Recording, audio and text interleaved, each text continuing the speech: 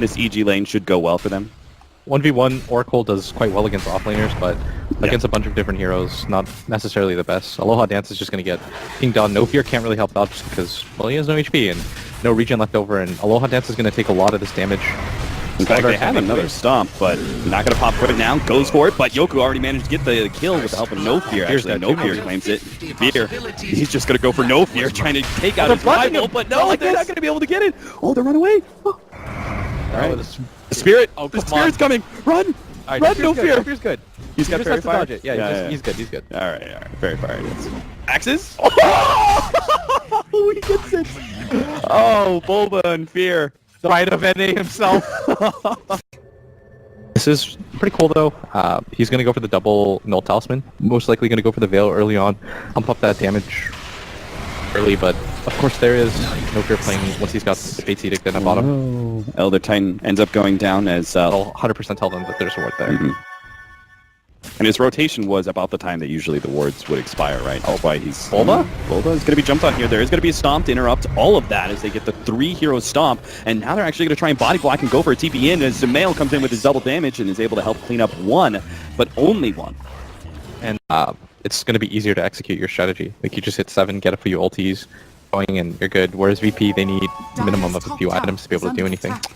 This is the bit of the danger. They are still going to be able to go for the roar on Yoku. No Fear provides them a little bit of safety, but 2-man stomp again here from Bulba. They're going to be able to blow up No Fear, taking a healer out of the game. Yoku is still quite healthy and now has an Ion Shell on him, so Evil Geniuses will just quickly retreat. That was still full smoke rotation from both AUI and PPD, and it doesn't look like they're going to gain much from it. They got the 1 kill on the support, but doesn't look like they're going to be able to easily take this tier 1, as he constantly pushes out the lane. It becomes almost painfully obvious when the carry and support are missing like that. Yeah, AUI at bottom gets a TP out.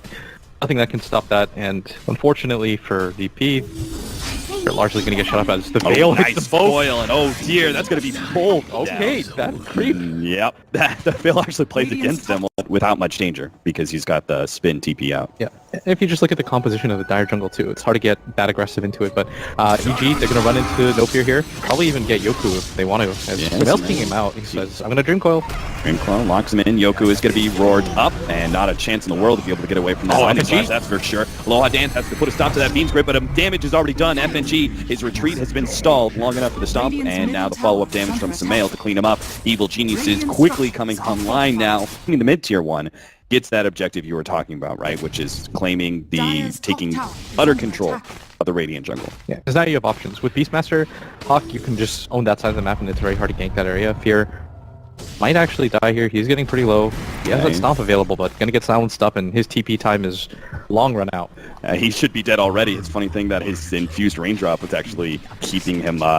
You're just gonna funnel people in against a puck ET. Right. Potentially. So this is why what's happening at bottom works. Because now, okay, they're gonna come in, they're gonna funnel, but they've got the Blink Dagger on the Slardar, but if they go for this play, it has to be a winning one.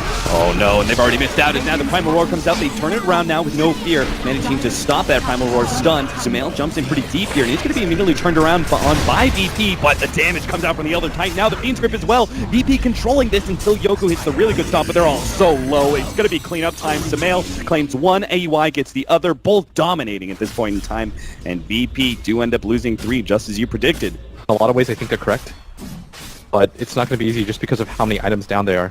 Yeah, it's going to be a tough fight, but one that Virtus Pro have to take. They have the opportunity to jump side the pit. They do get the 2-man stun, leading things off, and Roshan isn't dead just yet. They're going to go for PPD, but still the lock in now. The joke is going to be getting on 2, and they take him out. Now Aloha Dance going to be cleaned up inside the coil, and G is left with no refraction, no mana, and no life. As he ends up going down, all that's left is Yoku, healthy, but certainly not happy, as he's going to watch Evil Geniuses take that Roshan, and now they may even still get Yoku as he gets a little bit too close to the pit, just hoping to do, I don't know, something.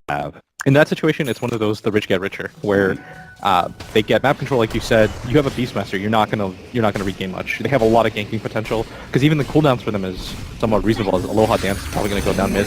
Yeah, easy. He was going to get a Yule Scepter, then they win 4 to 15, 19 minutes in, we have over a 10,000 gold lead for Evil Geniuses. Virtus Pro playing a lot more safe and conservative, just trying to find certain openings. G's probably going to go down, not entirely sure why, but gets caught inside that jungle.